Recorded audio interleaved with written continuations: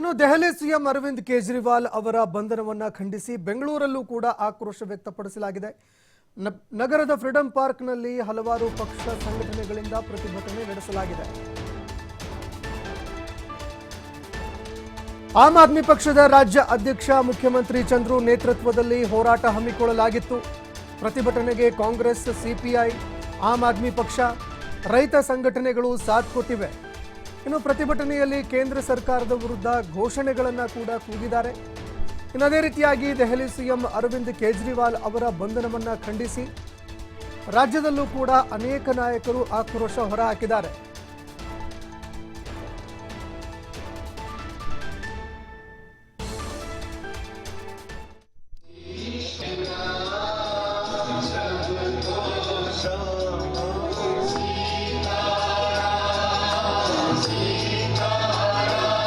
ಭಜನೆಯ ಮುಖಾಂತರ ಈ ಒಂದು ಕಾರ್ಯಕ್ರಮವನ್ನು ವಿದ್ಯುಕ್ತವಾಗಿ ಚಾಲನೆ ಮಾಡೋಣ ಸ್ನೇಹಿತರೆ.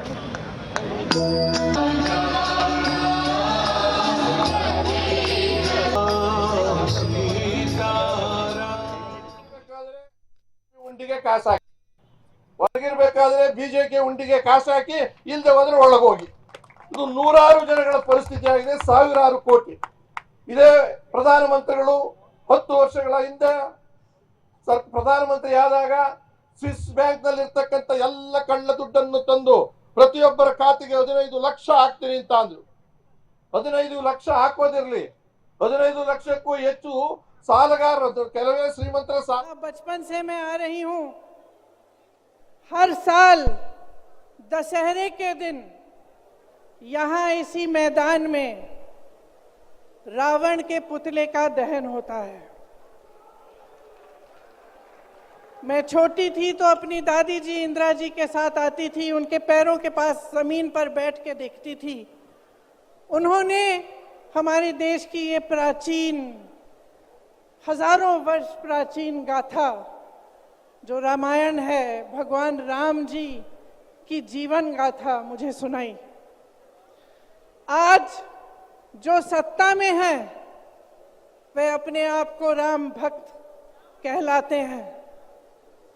इसीलिए यहाँ बैठे हुए मेरे मन में ये बात आई कि उनको इस संदर्भ में कुछ कहना चाहिए. मुझे लगता है कि वे कर्मकांड में उलझ गए हैं. मुझे लगता है कि वे दिखावे में लिप्त हो चुके हैं. इसीलिए मैं आज यहाँ खड़े होकर उन्हें याद दिलाना चाहती हूँ कि वो हजारों वर्ष पुरानी गाथा क्या थी और उसका संदेश क्या था. भगवान राम जब सत्य के लिए लड़े, उनके पास सत्ता नहीं थी. भगवान राम जब सत्य के लिए लड़े, उनके पास संसाधन नहीं थे. उनके पास तो रथ भी नहीं था. रथ रावण के पास था, संसाधन रावण के पास थे, सेना रावण के पास थी, सोना रावण के पास थी. वो तो सोने की लंका में रहता था. भगवान राम के पास सत्य था, आशा थी, आस्था थी, प्रेम था, परोपकार था, विनय था, धीरज था, साहस था. और भगवान राम के पास सत्य था. मैं सत्ता में बैठे हुए सरकार के जितने भी सदस्य हैं, अपने प्रधानमंत्री नरेंद्र मोदी जी को याद दिलाना चाहती हूं कि इस जीवन राम भगवान के जीवन गाथा का क्या संदेश था. सत्ता सदैव नहीं रहती, सदैव नहीं रहती सत्ता. सत्ता आती है, जाती है. अहंकार चूर चूर होता है एक दिन. यही संदेश था भगवान राम का, उनके जीवन का. और आज यहाँ रामलीला मैदान पर खड़े हुए इंडिया गठबंधन की 5 मांगों को पढ़ने से पहले मुझे ये उचित लगा कि मैं ये संदेश एक बार फिर दोहराऊं.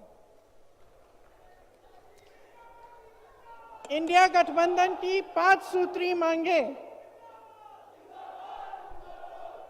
भारत के चुनाव आयोग को लोकसभा चुनावों में समान अवसर सुनिश्चित करना चाहिए।